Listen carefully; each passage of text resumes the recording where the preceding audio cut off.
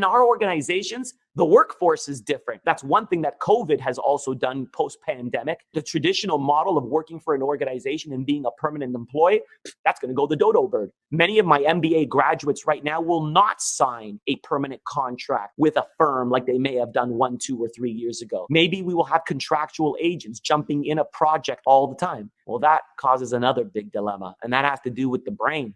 Because when an employee worked for me, at least I had access. I paid him or her salary. I rented his brain so that he could contribute to the organization, make my goals and my missions.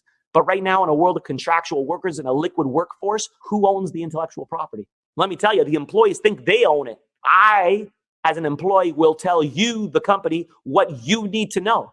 And I might only tell you 7/10 of what you need to know. And guess what? You don't even know that 3/10 are missing. Because you don't know what's in my head. It's tacit expertise. It's an invisible, intangible asset. It's not like the oranges in the agricultural era or the cars in the industrial era. So we've got to engender a culture and a trust. And the way we do that, people, is by developing rapport.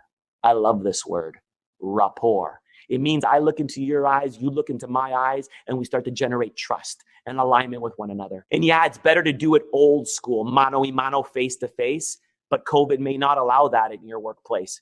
But at least you can do it with video. Spend time looking into the eyes of your employees, develop rapport, engender trust, and then you can move to a digital relationship. If I develop some rapport with an individual and then I ask them to send me an email with this amount of information, the high probability is that I'm going to get it. But if you jump into the transaction of asking for email responses from all your colleagues that you're collaborating with without developing rapport as an antecedent, you're going to get a bottleneck. And guess what? That's where we waste most of our time in every single day. The biggest waste of time in every single day is waiting to get an answer from somebody else. You need to accelerate the ability to get an answer from somebody else. And one way to do that is to conduct receiver analysis. Find out how Dennis likes to get requests. Maybe Dennis doesn't like email. Maybe he likes telephone. Then use the telephone for Dennis. Don't be lazy and just email 20 people. Because it's interesting for Dennis to hear the intonation, the desperation of your voice. He might be willing to respond more quickly.